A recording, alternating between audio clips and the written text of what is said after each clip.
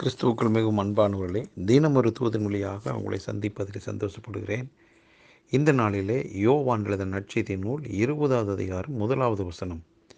வாரத்தின் முதல் நாள் காலையிலே அதிக இருட்டோடு மகதலேனா மரியாள் கல்லறையின் இடத்திற்கு வந்து கல்லறையை அடைத்திருந்த கல் எடுத்து போட்டிருக்கிறதை கண்டாள்.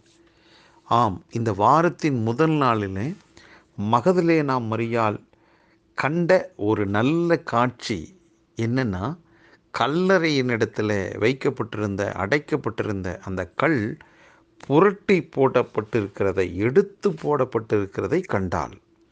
அது ஒரு வெற்றியின் அடித்தளம், வெற்றியின் அடையாளம்.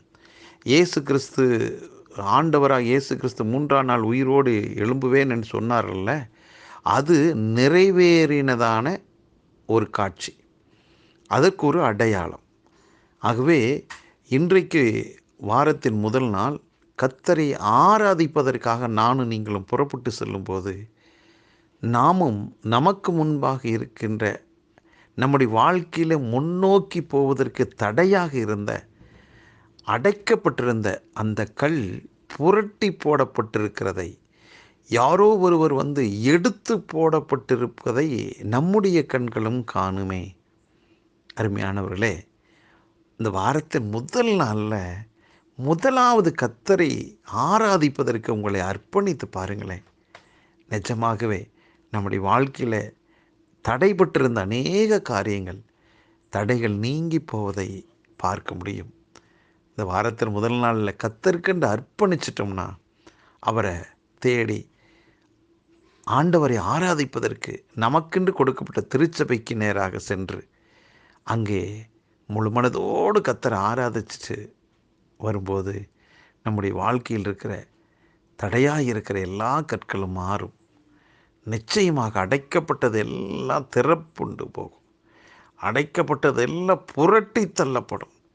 நிச்சயமாக ஒரு முழு வெற்றியை காண்போம். ஆகவே ஒன்றே ஒன்று, ஆண்டவரே நான் உம்மை ஆராதிக்க போகிறேன்ப்பா, அதை மட்டும் நீங்கள் சொல்லிட்டு மனதார ஆராதிச்சுட்டு வாங்க. நிஜமாகவே சொல்கிறேன், உங்களுடைய வாழ்விலே நீங்கள் எதுவெல்லாம் தடை என்று சொல்லி புலம்பிக் கொண்டிருந்தீங்களோ, அந்த தடை கற்கள் புரட்டி போடப்பட்டிருக்கிறதை நீங்கள் காண்பீர்கள். உங்களுக்காக யாரோ ஒருவர் யுத்தம் செய்வார். யாரோ ஒருவர் வந்து அந்த காரியத்தை செஞ்சு உங்களுக்கு சாதகமான ஒரு நிலையை காண்பீர்கள். ஆகவே இந்த வார்த்தையை கர்த்தர் என்னோடு பேசினார் என்று சொல்லி கீழ்ப்படிந்து மற்ற எல்லா காரியங்களையும் ஒதுக்கி தள்ளிவிட்டு கர்த்தரை ஆராதிப்பதற்கு சரியான நேரத்துக்கு உங்களுக்கு கொடுக்கப்பட்ட ஆலயத்துக்கு போங்க. அது ஆசீர்வாதமாக அமையும். இந்த நாள் உங்களுக்கு ஒரு வெற்றியின் நாளாக அமையும். ஜெபிக்கலாம். நல்ல பிதாவே, அன்றைக்கு 3ஆம் நாள் ஆண்டவராக இயேசு கிறிஸ்து உயிரோடு எழுந்தார். அவரை வைத்திருந்ததான அந்த கல்லறை என்னுடைய கற்கள், ஆமாண்டவரே, அவை எல்லாம் புரட்டி போடப்பட்டிருக்கிறதை அந்த நாட்களிலே மகதலேனா மரியாள் போன்ற சகோதரிகள் கண்டார்கள்.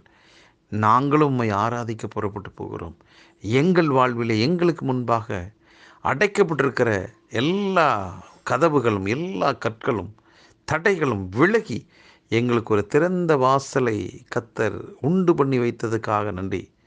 ஆண்டவரே, உம்முடைய சத்தத்தை கேட்டு நாங்கள் ஆராதனைக்கு சென்று நாங்கள் வீடு திரும்பும்போது வெற்றியை காண்போம். ஆமாண்டவரே, ஆராதிக்கவே எங்களுக்கு நல்ல செய்திகள் வரும். அப்படிப்பட்ட நல்ல செய்தியை கர்த்தர் எங்களுக்கு வைத்ததுக்காக நன்றி. இதை கேட்டுக்கொண்டிருக்கிற ஒவ்வொருவரையும் மனதார் இயேசு கிறிஸ்துவின் நாமத்தில் வாழ்த்தி ஆசீர்வதிக்கிறேன். இயேசு கிறிஸ்துவின் நாமத்தை ஜெபிக்கிற நல்ல பிதாவே, ஆமென்.